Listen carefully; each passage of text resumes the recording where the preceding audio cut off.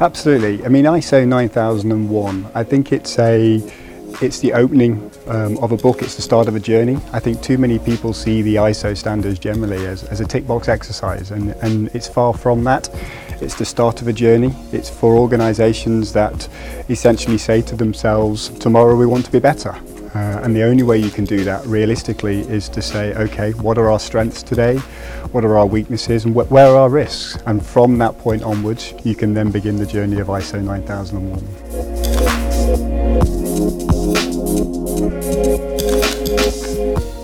Okay, again, I think if you look at the ISO standards, it's important that it's as much as the culture of the organisation as it is a sort of management exercise. If you can get the employee at every level, as well as the board, to believe in the standard, to say that tomorrow you will be better, to understand that basic rationale that it's an exceptionally fast-paced world we live in, and that to stand still is to go backwards. You've got to appreciate that employee expectations, customer expectations, technology and regulation are changing on a day-to-day basis, and the only way you can keep your organisation moving forward is to really step back and look at yourselves and say, what are you doing right, what are you doing wrong? And that has to come from the top, it has to come from the bottom, which is why I always say that ISO is as much about culture as it is about any single initiative.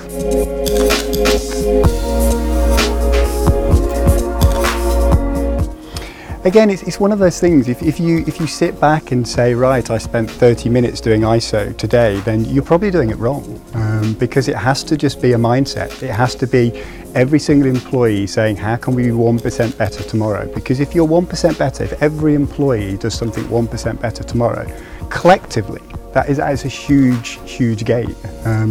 So I think if you are clock watching, if you are sort of counting the pennies because this is how many minutes you spent on it, then arguably you're doing something wrong. As I say, it has to be an investment that the whole journey makes, the whole organisation makes collectively.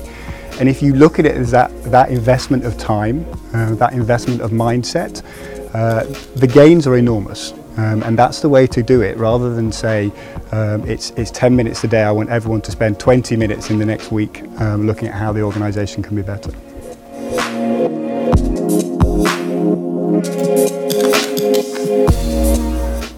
It's a no-brainer, because I think the day when this was seen as a sort of add-on to an organisation, those days have gone. It's an essential, it's an expectation. It's an expectation in terms of the tenders that you fill in. It's not just a tick box exercise anymore. As I say, it's the DNA of the organisation. It's the expectation of the organisation. It's the expectation of customers, the employees, suppliers. So it is a no-brainer. Ultimately though, the single purpose of an organisation is to increase shareholder value, and this does that. It is a bottom line exercise. If you do it right and invest over time, then financially it will look after itself. So it is a no-brainer, absolute no-brainer.